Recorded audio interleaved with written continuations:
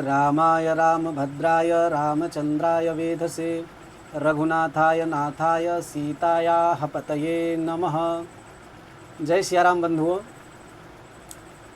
आज हम और सभी को विदित है कि आज पावन योगिनी एकादशी है। इससे पूर्व हम यह जानें कि यह एकादशी करना क्यों आवश्यक है कि यदि आपके जीवन में कभी भी भूलवश चूकवश कोई भी पाप हो गया हो, कौन कैसा पाप, या तो वह पाप माता के लिए हुआ हो, कभी आपने माता का निरादर कर दिया हो, कभी आपने पिता का निरादर कर दिया हो, कभी आपने अपने गुरुजन का निरादर कर दिया हो, अथवा कभी भूल चूकवश पूजन में कोई ऐसा कार्य कर दिया हो, भगवान के पूजन अर्चन में कोई ऐसा कार्य निंदित कार्य कर दिया हो, उसके प्रायश्चित के लिए यह योगिनी एकादशी है।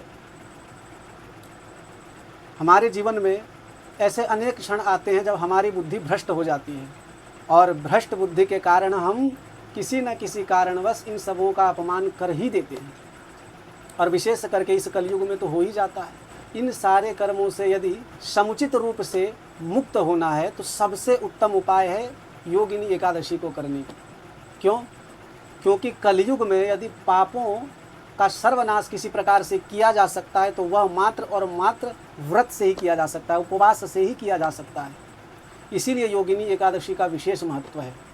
यदि कोई व्यक्ति योगिनी एकादशी करता है और उसमें भी यदि योगिनी एकादशी के महात्म का श्रवण नहीं करता तो उसे एकादशी करने का फल नहीं मिलता है। और यदि कोई व्यक्ति एकादशी नहीं भी करता है और वह एकादशी व्रत का महात्म्य श्रवण कर ले तो उसे एकादशी करने का फल भी मिलता है। यह महात्म्य का महात्म्य है, एकादशी के महात्म्य का महात्म्य यह है। तो आइए आज हम जानें कि यह योगिनी एकादशी का महात्म्य क्या है और इसकी पौराणिक कथा क्या है। किसी भी एकादशी के प्रश्नकर्ता युधिष्ठिर जी होते हैं और उनके उत्तर देने वाले भगवान श्री कृष्ण। युधिष्ठिर जी पूछते हैं कि योगिनी एकादशी का फल क्या है, तो भगवान श्री कृष्ण बताते हैं कि स्वर्ग में जैसे हमारे यहाँ नगर होते हैं, जिला होती है, उसी प्रकार से स्वर्ग में भी नगर और जिलाएँ होती हैं। तो स्वर्ग में एक नगर है जिसका नाम है अलकापुरी। उस अलकापुरी में एक कुबेर नाम के राजा रहते हैं। कुबेर को तो आप अच्छे से जान रहे होंगे। क्यों? क्योंकि धन के देवता हैं और आजकल कौन धन नहीं चाहता, तो धन चाहने वाला कुबेर जी को तो अच्छे से जानते होंगे। तो वह कुबेर वहाँ के राजा थे और नित्य भगवान का पूजन अर्चन किया करते थे। उनके पूजन के लिए पुष्प लाने का जो कार्य था वह हेममाली नाम के युवक को था। एक दिन राजा ने उसे पुष्प लाने का आदेश दिया। हेममाली पुष्प लाने के लिए गया, पुष्प तो तोड़ लिया, लेकिन पुष्प लेकर जब आने लगा तो उनकी जो स्त्री थी उनको देखकर वह उस वक्त कामासक्त हो गया और इसी कारणवश उसने पुष्प लाने में विलंब कर दी। जो पुष्प से सुबह लेकर जाना था वह पुष्प वह शाम को लेकर जाता है। इससे राजा बड़ा क्रुद्ध होता है। हेममाली से राजा कहते हैं कि तुमने तो भगवान का अपमान किया है।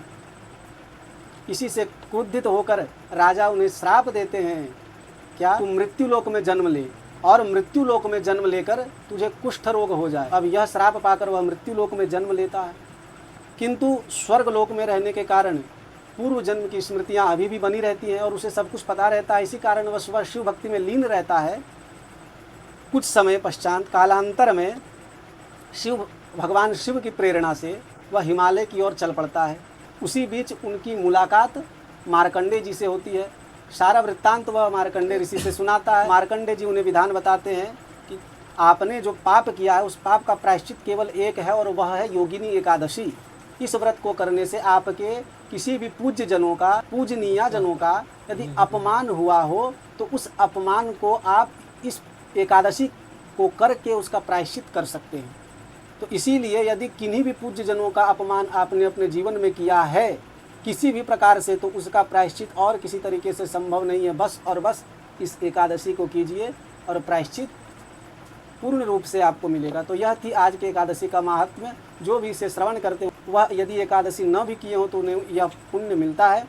तो यदि कोई ऐसे लोग हैं जो एकादशी करते हैं उनको यह जरूर भेजें ताकि वह भी इस व्रत के साथ साथ इस व्रत के महात्म्य का श्रवण करके पुण्य के भागी बने। जय सिया राम।